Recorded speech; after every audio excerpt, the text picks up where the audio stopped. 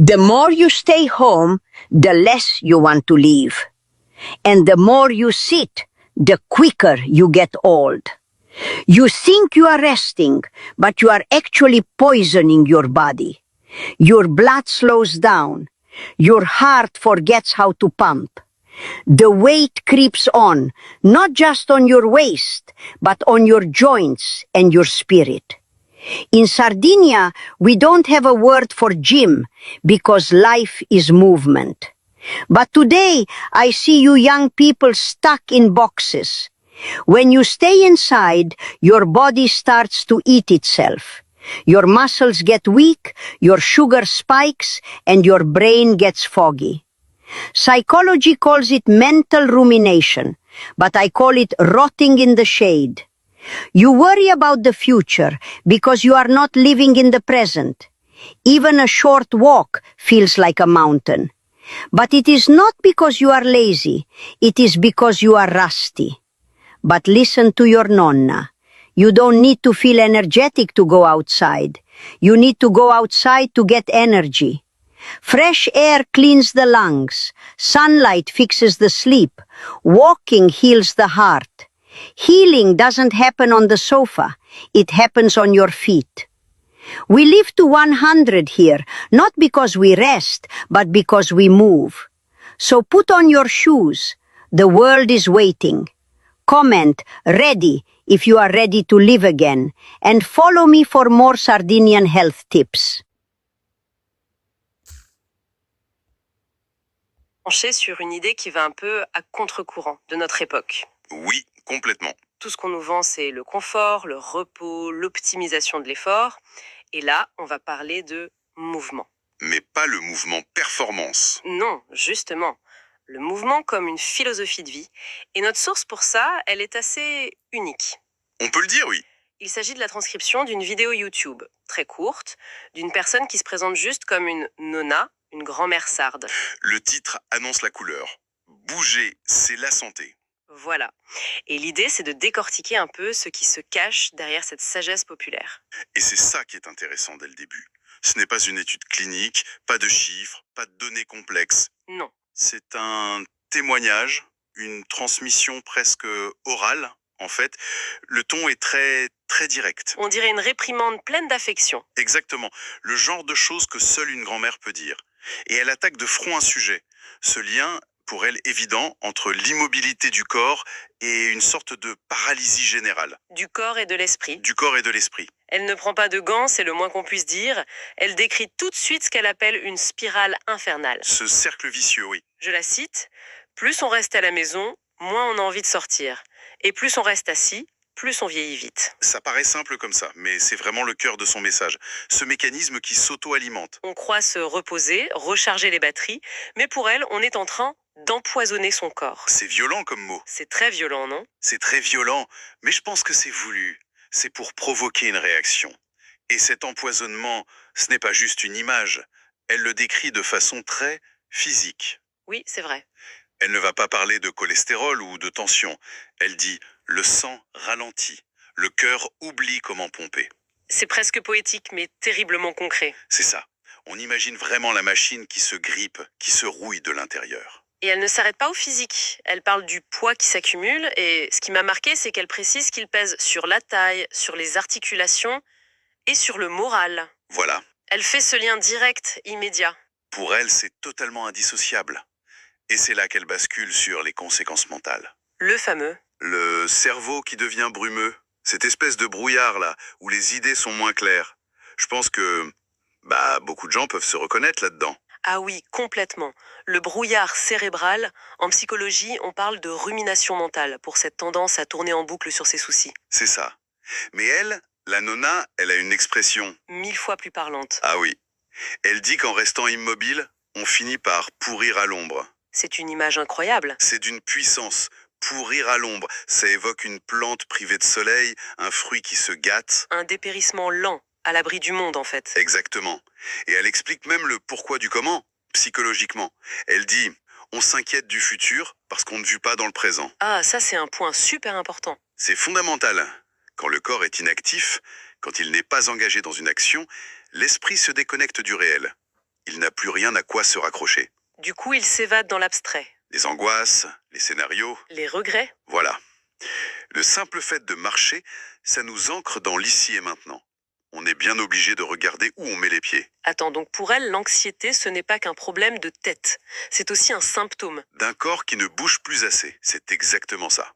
La rumination, c'est la maladie d'un esprit désœuvré, parce que le corps l'est aussi. Et le plus fort, c'est qu'elle ne nous culpabilise pas. Non, au contraire, elle aborde le plus gros obstacle, ce sentiment que le moindre effort est devenu insurmontable. Que l'idée d'une petite marche, c'est, je la cite encore, une montagne. Et c'est là qu'elle sort son idée la plus brillante, je trouve. Laquelle Tateta? Elle nous dit, si ça vous semble être une montagne, ce n'est pas parce que vous êtes paresseux, c'est parce que vous êtes rouillé. Et ça change tout. Ça change absolument tout. C'est un recadrage psychologique de génie. Parce que le mot paresse, c'est un jugement moral. Oui, c'est un défaut de caractère, on se sent coupable. C'est ça. Mais rouillé, ça décrit un état physique, un état mécanique. Une vieille chaîne de vélo, elle n'est pas paresseuse, elle est rouillée. Une porte qui grince a juste besoin d'huile. Voilà.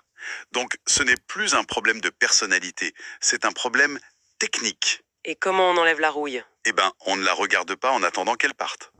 On la force un peu. On met du dégrippant, on fait bouger le mécanisme, même si ça grince au début. Jusqu'à ce que ça redevienne fluide. C'est ça. La solution, c'est de commencer une action physique, même minuscule, pour casser cette rouille. C'est beaucoup plus encourageant comme perspective. Carrément. Alors, une fois qu'on a compris ça, quel est l'antidote qu'elle nous propose? C'est là que sa culture sarde entre en jeu, j'imagine. Exactement. Et là, elle oppose notre vision moderne de l'exercice à la sienne, avec une phrase qui est un véritable manifeste. Vas-y. Elle dit « En Sardaigne, nous n'avons pas de mot pour salle de sport parce que la vie est mouvement. C'est radical comme idée. » C'est radical. Radicalement simple. Mais attends, je vais jouer l'avocate du diable. C'est un peu romantique, non? C'est facile à dire quand on vit dans un village sarde, qu'on a un potager.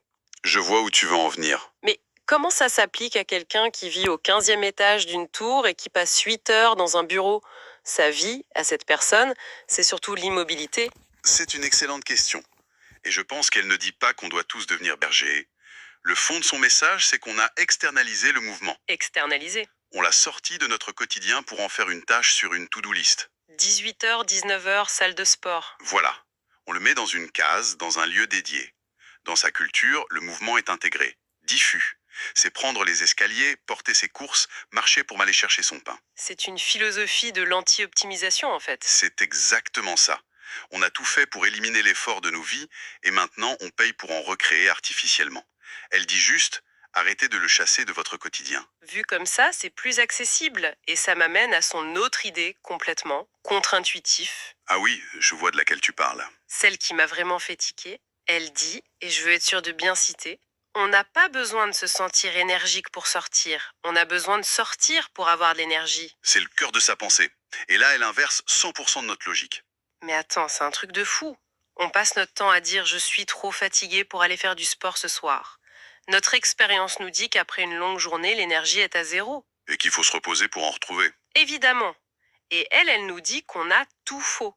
Que c'est en dépensant l'énergie qu'on en crée. Explique-moi.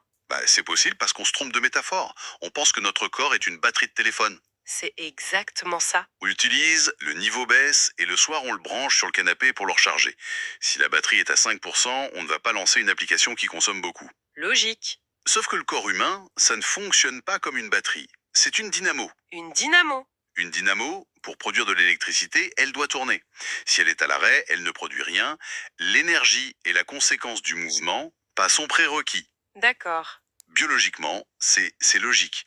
Quand on se met à marcher, le cœur pompe plus, les poumons amènent plus d'oxygène, le métabolisme s'active. Le corps ne s'épuise pas, il se met en route. Il produit l'énergie dont il a besoin pour l'action.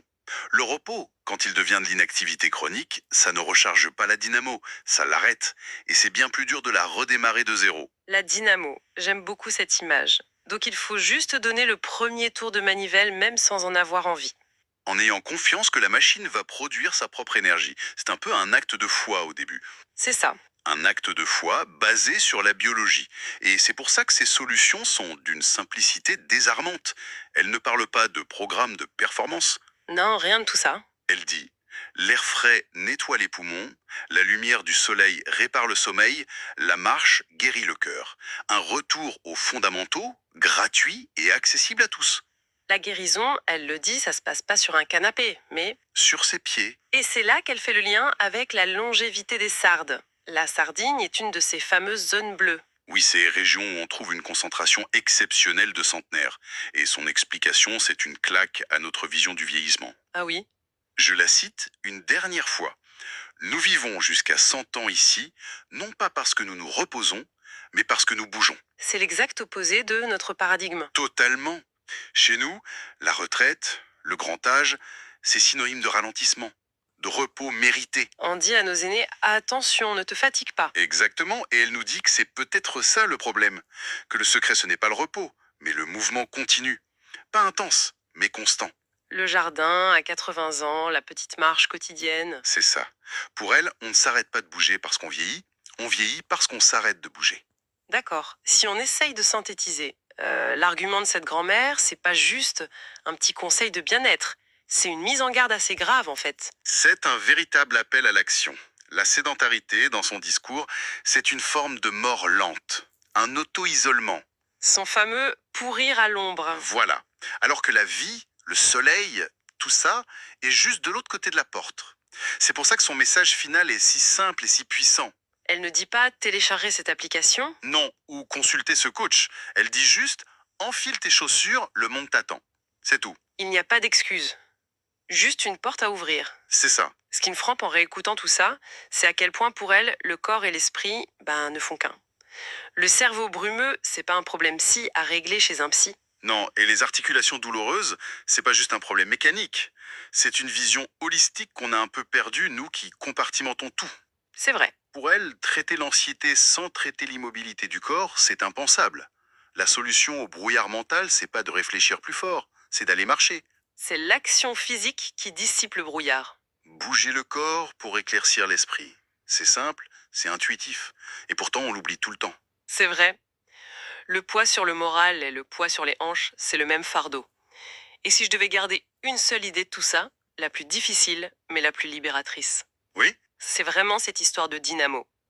L'énergie n'est pas un stock qu'on épuise, c'est un flux qu'on génère. Il ne faut pas attendre de la ressentir pour agir. Il faut agir pour la ressentir. C'est exactement le message clé. C'est un changement de perspective complet. Et ça ouvre sur une dernière question, pour aller plus loin. Tout son discours est centré sur la responsabilité individuelle. Mets tes chaussures. C'est mobilisateur, c'est nécessaire. Mais Mais, on peut aussi se demander à quel point nos environnements modernes sont conçus pour nous encourager à pourrir à l'ombre. c'est-à-dire, Regarde nos villes. Pensez pour la voiture, pas pour les piétons. Regarde nos emplois. 8 à 10 heures par jour assis sur une chaise. nos loisirs, Le divertissement le plus captivant est sur un écran à portée de canapé. Tout est optimisé pour l'immobilité. La question qui se pose, c'est est-ce que l'effort individuel de mettre ses chaussures est suffisant face à un environnement qui nous pousse sans cesse à les enlever? où est-ce qu'il faut aller plus loin? Ou est-ce qu'on doit aussi réfléchir à comment réaménager nos villes, nos bureaux, nos vies, pour que le mouvement redevienne, comme dans ce village sarde, non pas un effort, mais le choix par défaut, le chemin le plus simple?